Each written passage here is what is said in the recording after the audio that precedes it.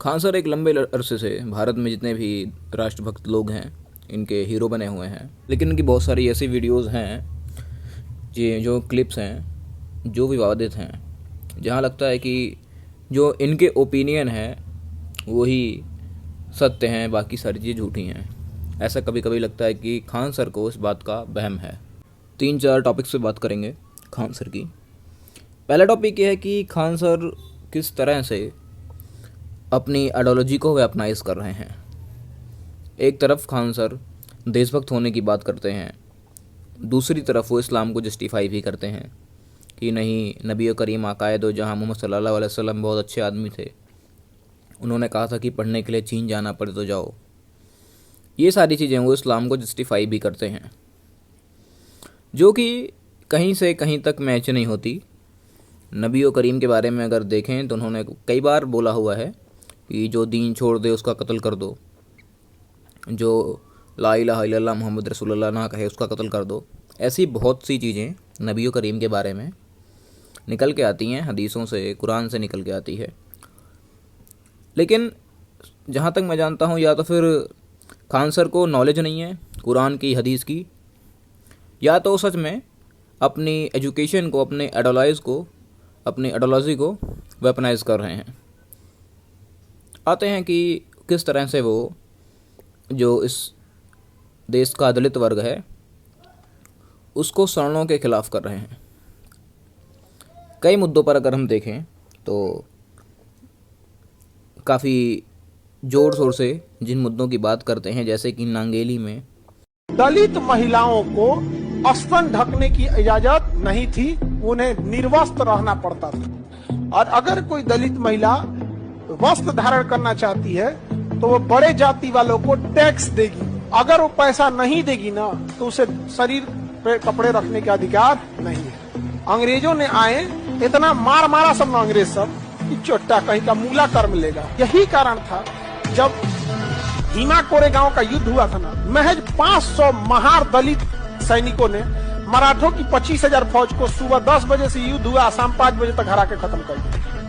एक दिन में हरा दिया, महज 500, क्योंकि वो युद्ध नहीं लड़ रहे थे, अपने अपमान का बदला भी ले रहे थे। और जो संविधान है वो यही सबको बचा के रखता है। जिस दिन देश धार्मिक हाथों में चला जाएगा ये चीजें फिर से होने लगी, क्योंकि धर्म सबसे पहले नासेगा तो छोटे लोगों को और महिलाओं को सबसे पहला टारगेट होता। जो एक नया ड्रामा फैला हुआ है इस देश के अंदर कि किसी दलित महिला का ब्रेस्ट काट दिया गया था क्योंकि उसने उसको ढका नहीं था, टैक्स लगता था, चीज़ें। खान सर और जितने भी लेफ्टिस्ट हिस्टोरियंस हैं, मैं उनको चैलेंज करता हूं कि किसी भी कंटेम्प्रेरी सोर्सेज, जिसको डीयू की लैंग्वेज में कहते हैं, पैरेलल प्रूफ नहीं दे सकते इस चीज़ का कि ऐसा कुछ था कभी कि किसी महिला के ब्रेस्ट काट दिए गए थे सिर्फ इसलिए क्योंकि वो दलित थी और वो ढक रही थी, उसको टैक्स देना था। नांगेली की बात है ये। एक बात और कुछ ज़्यादा ही फैलाई जाती है, बढ़ा चढ़ा कर बताई जाती है इस पर कि टीपू सुल्तान ने इस टैक्स को ख़त्म करवाया था। इसके भी कोई कंटेम्प्रेरी सोर्सेज नहीं मिलते, जिसको हम डीयू की लैंग्वेज में कहते हैं पैरेलल प्रूफ नहीं मिलते इसके भी कि टीपू सुल्तान, हालांकि टीपू सुल्तान ने बहुत सारे कत्लो कताल किए थे। मेरे बहुत सारे इंस्टाग्राम पे वीडियोस अवेलेबल हैं जहां मैंने टीपू सुल्तान के बारे में बात करी है और मैंने वहां पर कंटेम्प्रेरी सोर्सेज दिए हैं, ठीक है, कि टीपू सुल्तान किस प्रकार हिंदुओं का कत्ल करता था। आते हैं खान सर की दूसरे बातों पर। दूसरी ओर खान सर कहते हैं, ऐसा लगता है ना कि भारत में जब ये अंग्रेज आए, ये सब आए, आप जरा पीछे मुड़ के देखिएगा, आपका रूह कांप जाएगा। लड़की लोग बताइए, सती प्रथा किसी अंग्रेज ने लाया था? हाँ, ये बाबर झाबर दाबर ये सब नहीं लेके आया था सब यहाँ पे, ये हम ही लोग की देन थी। जिन एक और तो हम कहते हैं महिलाएं हमारी देवी है, भूज दिए लोग इसको बैठा के। हाँ, अच्छा, जिन्होंने सती प्रथा को लागू किया था आज वो बोलते हैं चिकन खाना शाकाहारी है। हम कहते हैं कि हम वही हैं, कहते हैं कि भारत बहुत महान है, लेकिन ये वही महान लोग हैं जो सती प्रथा करते थे। खान सर को लगता है कि भारत में सती प्रथा धर्म के नाम पे होता था। तो कभी खान सर ने, इसका मतलब है, इतिहास नहीं पढ़ा। अगर खान सर ने इब्न बतूता को पढ़ा होता तो इब्न बतूता ने अपनी किताब मेंशन किया है कि किस प्रकार जब कुछ रिबल्स थे वो उन्होंने जब स्टेट के अगेंस्ट लड़ाई लड़ी तो जो लोग मर गए थे उनकी वाइफ जो थी उन्होंने जलने का निर्णय लिया। उनको जलाया नहीं गया, उन्होंने जलने का निर्णय लिया। तो जो रेबल्स थे वो स्टेट के अगेंस्ट लड़ रहे थे, उस समय उस राज्य के अगेंस्ट लड़ रहे थे। तो जो वहाँ बादशाह था उससे लड़ते टाइम जो लोग मरे थे उनकी वाइफ जलना चाहती थी। सती प्रथा भारतीय संस्कृति का हिस्सा नहीं है, भारतीय धर्म का हिस्सा नहीं है। एक सिचुएशन थी, और हाँ मैं इस बात को मानता हूँ कि ये सिचुएशन के कारण, जो आवश्यकताओं के कारण जो चीज़ें पनपी वो बाद में कुरीतियों में बदल गई। लेकिन खान सर इसको धर्म से ले जाकर जोड़कर दिखा देते हैं। इसलिए मैं कहता हूँ कि खान सर आइडियोलॉजी को वेपनाइज कर रहे हैं। खान सर इस बात को भी सबूत नहीं दे सकते कि जो सती प्रथा थी वो धर्म का हिस्सा था।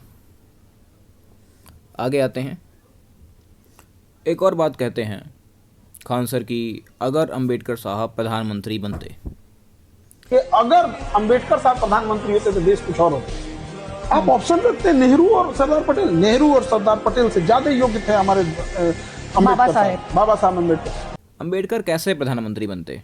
अंबेडकर तो खुद कैबिनेट में सिफारिश पे गए थे। अंबेडकर के पास कुछ काफ़ी अच्छी नॉलेज थी, पढ़े लिखे व्यक्ति थे, लेकिन उनके पास पब्लिक नहीं थी। वो कभी भी अपनी पब्लिक को एकजुट नहीं कर पाए। कहते हैं कि क्या काबिल नहीं थे अंबेडकर।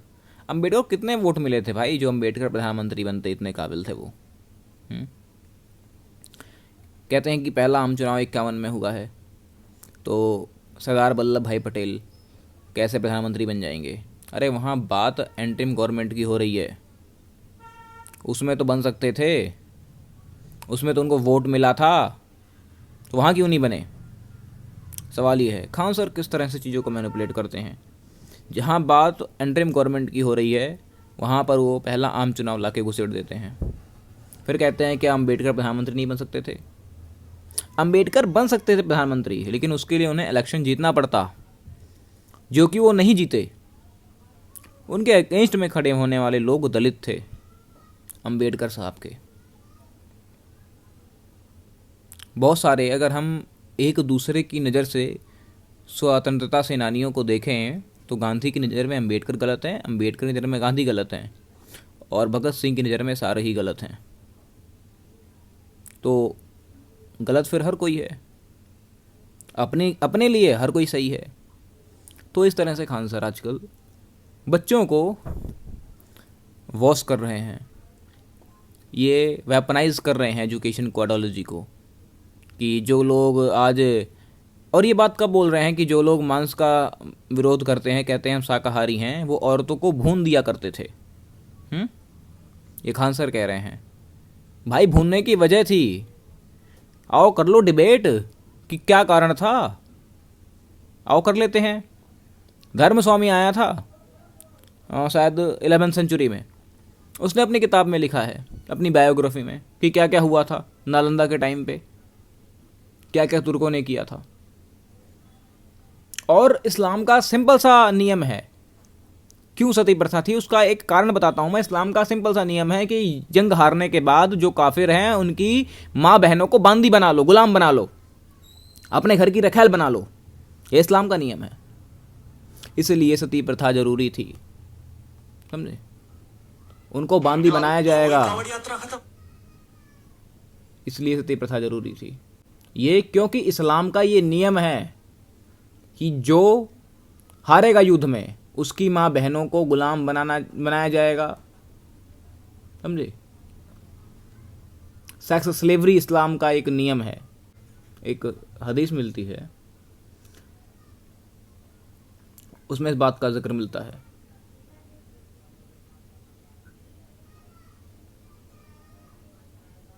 कुरान की तो आयत भी है, सूरह नंबर 4 आयत नंबर 3 में, कि जो तुम्हारी रखैल है, जो तुम्हारी स्लेव है, तुम उससे सेक्स कर सकते हो।